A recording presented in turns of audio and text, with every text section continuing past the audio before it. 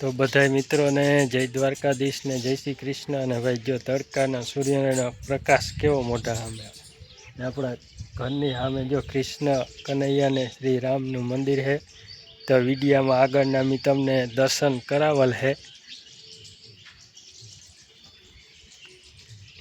ને આજના વિડીયોમાં એને ખાસ ભાઈ જો આ પક્ષી છે ને સવારમાં કિલોર કરતા હોય અને હમણાં આપણે છે ને ભાઈ 14 તારીખે મકર સંક્રાંતિ આવે છે। ખીર આપણે કહીએ પણ મકર સંક્રાંતિ આવે છે એટલે એ બધાને શુભકામના મકર સંક્રાંતિની। અને ભાઈ છે ને જો પક્ષી કેટલા કિલોર કરે છે અને મેન શું છે તમને ખબર છે જો અહીંયા આપણે આ પાણીનું ભરેલું જ હોય છે અને કેટલા પક્ષી ભાઈ છે ને પાણી પીવા અહીંયા આવતા હોય। સમજી લ્યો હવે આપણે છે ને એવી જગ્યાએ છે ને મકર આવે એટલે આપણે ઉજવવો જોઈએ તહેવાર, એ કંઈ વાંધો નથી, પણ આપણે એવી જગ્યાએ પતંગ છે ને ભાઈ સગાવવો જોઈએ કાં બારોબાર ગમે ત્યાં અથવા ક્યાંય છે ને આપણે મેળી માથે કે ઉપર ચડી ઊંચો અને કાચા દોરનો છે ને આપણે ઉપયોગ કરવો જોઈએ।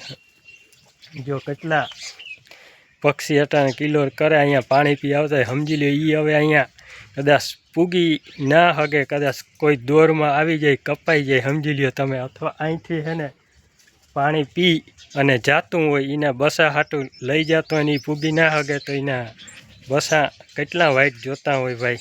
એટલે જેટલો આપણામાં જીવ છે ને એટલો છે ને ભાઈ પક્ષીમાં છે ને એટલો જ જીવ છે। એટલે છે ને ગમે ત્યાં તમે પતંગ છે ને એવી જગ્યાએ તમે સગાવો જેથી કરી અને આપણે છે ને કોઈને ભાઈ નુકસાની ના થાય એક જીવને, સમજી લ્યો તમે।